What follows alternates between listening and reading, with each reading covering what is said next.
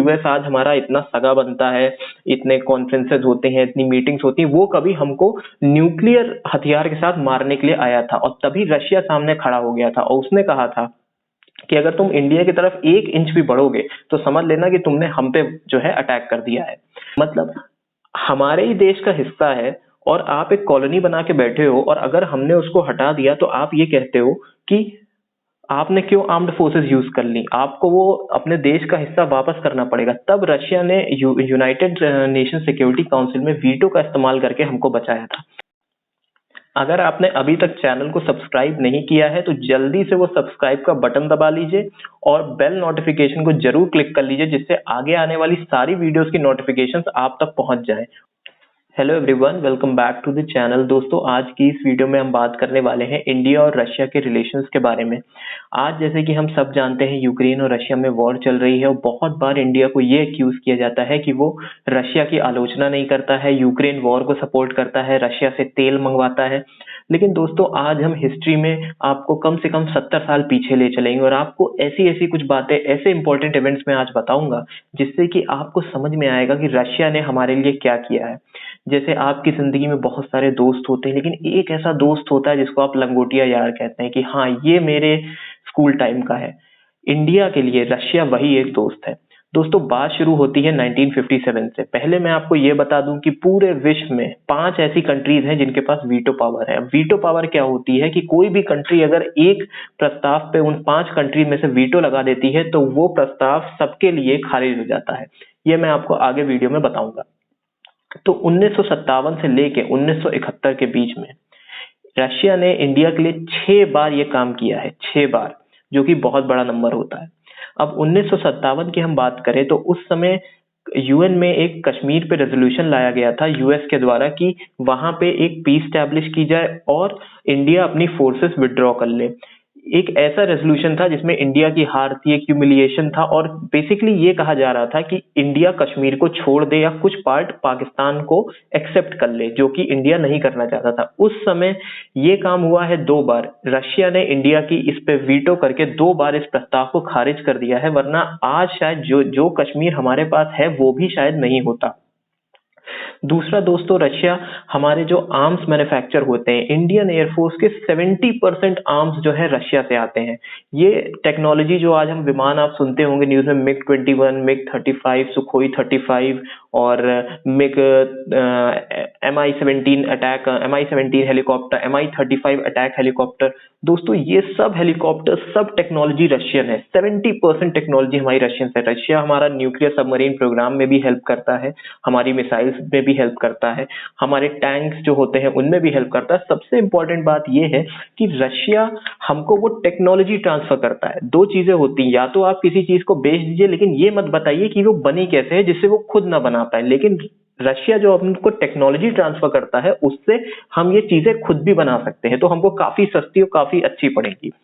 दूसरी चीज दोस्तों, मैं आपको एक बहुत ही इंपॉर्टेंट इवेंट के बारे में बताता हूँ। 1971 की वॉर हुई थी इंडिया और पाकिस्तान के बीच में, जिसमें बांग्लादेश लिबरेट हुआ था, एक नई कंट्री बन गया था। हम सबने उसके बारे में सुना होगा।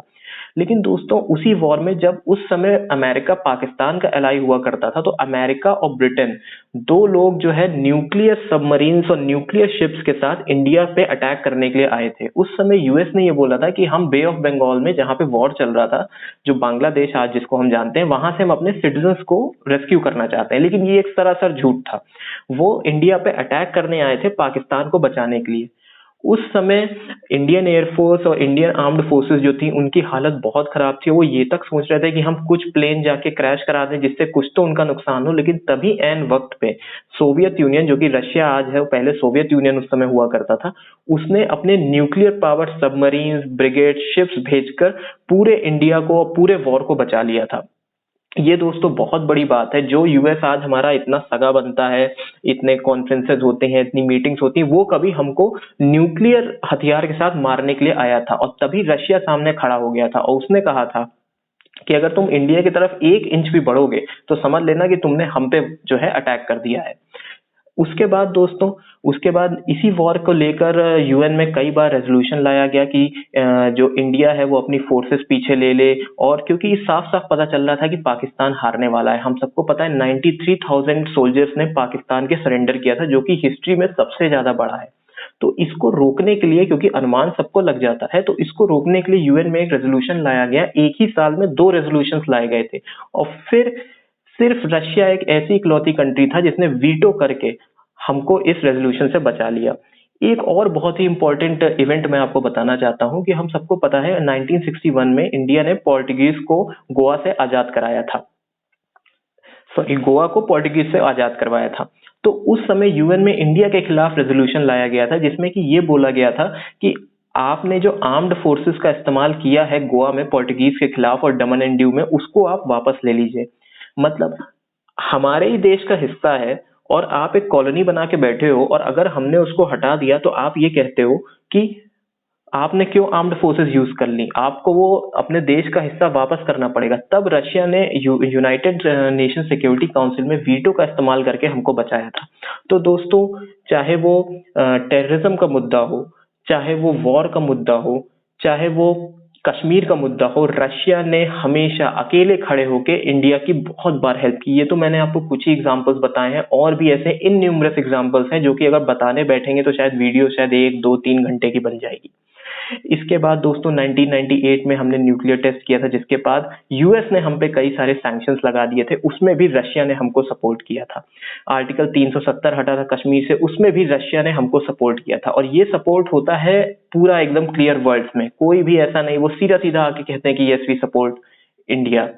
तो दोस्तों, अगर आप पिछले समय से देखें, 1957 की मैंने आपको बात बताई और आज हम चल रहे हैं 2023 में आ चुके हैं।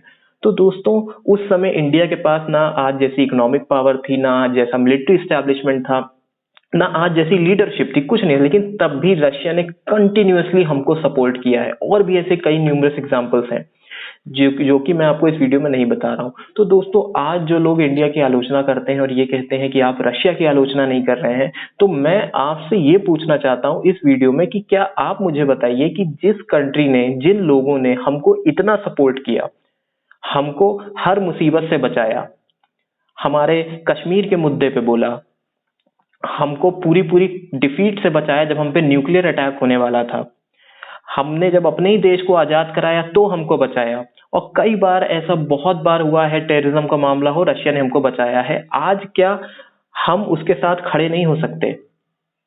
यूक्रेन वॉर वॉर कहीं पे भी गलत है, रशिया के अपने अलग इंटरेस्ट हैं, वो मैं आपसे किसी और वीडियो में बात करूंगा।